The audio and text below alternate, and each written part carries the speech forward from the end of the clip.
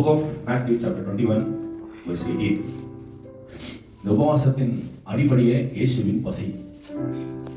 இயேசுவின் பசி என்ன என்றது நம்ம உணர்ந்துட்டோம்னா நம்ம இயேசுவோட கரெக்டாக வளர்ந்துருவோம்.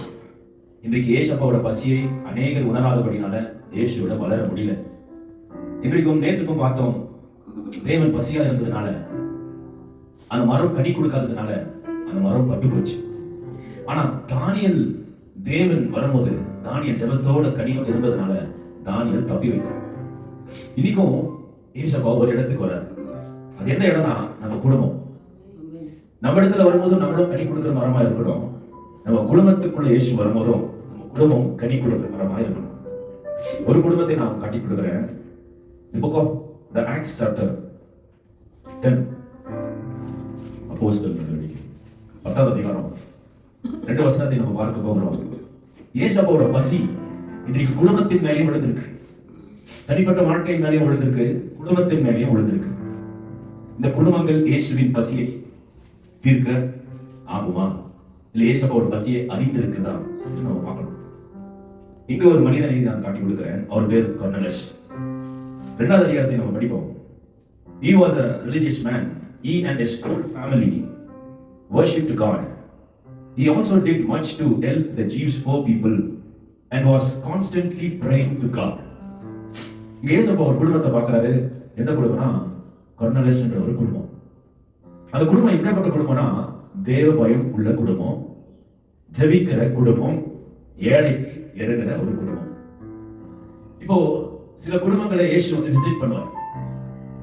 பசியா இருக்கிறாராம் குடும்பங்களின் மேல. நான் உண்டாக்கின குடும்பம், நான் ரட்சித்த குடும்பம், நான் ஏற்றுக்கொண்ட குடும்பம் என்று அணிதினமும் ஒரு குடும்பத்தை, தேவனோட குடும்பத்தை சந்திக்க இயேசு வரும்போது பசியா வராராம். இந்த குடும்பத்துல என் கனி இருக்கா? அந்த மரத்தின் எதுக்கு போனாருன்னா பசியோட போனார். கனி இருக்குமா, சாப்பிடலாம் சொல்லிட்டு. ஆனா அந்த மரத்துல கனி இல்லாததுனால தேவன் கோபத்துல அந்த மரத்தை பட்டு போன்னு சொல்லிட்டார். இனியும் நீ கனியை கொடுக்காமடா சொல்லிட்டார். இன்றைக்கும் தேவன் குடும்பத்துல வர்றாரு, குடும்பங்களில வந்து பாக்குறாரு. குடும்பங்களில் வந்து பார்க்கும்போது கனி இருக்குதான்னு பாக்குறாரு. நம்ம குடும்பத்துல கனி இல்லைன்னா நம்ம குடும்பம் பட்டு போயிடும். இன்னைக்கு எல்லா குடும்பங்களும் விசேஷமா கிறிஸ்தவ குடும்பங்கள்ல ஏன் டைவர்ஸ், கிறிஸ்தவ குடும்பத்துல ஏன் தற்கொலை, கிறிஸ்தவ குடும்பத்துல ஏன் போதை, கிறிஸ்தவ குடும்பத்துல ஏன் சாபம், கிறிஸ்தவ குடும்பத்துல ஏன் பஞ்சம், கிறிஸ்தவ குடும்பத்துல ஏன் உபத்திரவம்? ஏன்னா கிறிஸ்தவ குடும்பங்கள் இயேசுவின் பசியை உணரவில்லை. ஏன்னா நான் சொல்லிக் கொடுக்கல. இன்னைக்கு நான் சொல்லிக் கொடுக்காததுனால நீ வளரல, உன் குடும்பமும் வளர வைக்கல. ஆனா இயேசுவோட பசி நீயும் வளரணும், உன் குடும்பமும் வளரணும். இன்றைக்கு இந்த குடும்பம் இயேசு இடத்துல வளர்ந்த குடும்பம். கொர்னலியஸோட குடும்பம் ஜெபிக்கிறதுல தவறாத குடும்பம், நன்மை செய்கிறதுல தவறாத குடும்பம், ஆராதிக்கிறதுல தவறாத குடும்பம். இயேசுவே இப்படியாப்பட்ட ஒரு குடும்பத்தை பார்த்து இயேசுப்பா என்ன சொல்றாரு பாருங்க. 4வது வசனம்.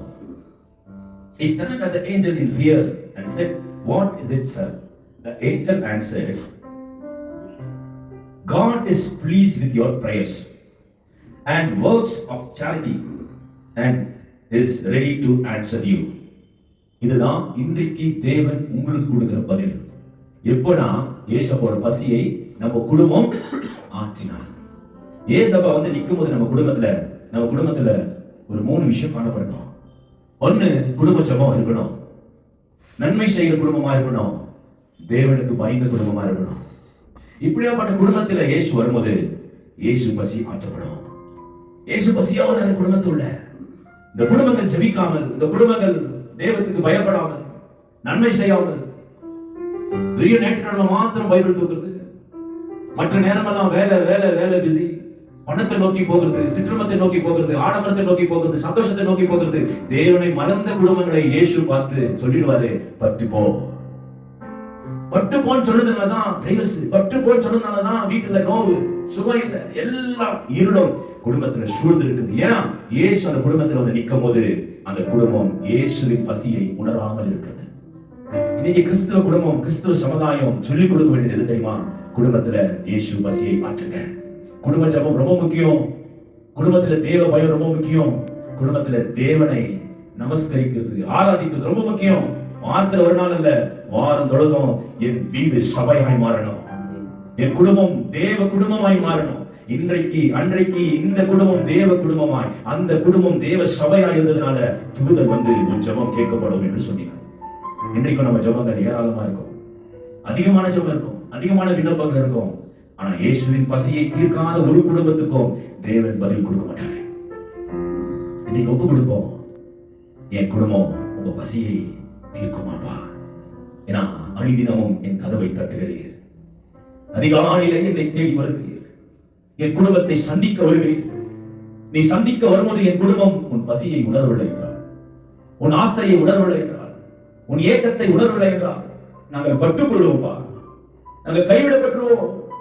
ஆனா உங்க பசியை, ஆசையை நாங்கள் நிறைவேற்றுவோம். ஆனால் என் குடும்பத்தின் ஜெபம் கேட்கப்படும், என் ஜெபம் கேட்கப்படும், என் குடும்பம் தொடப்படும், என் குடும்பம் உமக்கு சொந்தமாகும். இயேசுவே, நான் மாத்திரம் உன்னில் வளர்கிறது அல்ல, என் குடும்பமும் உன்னில் வளரணும்.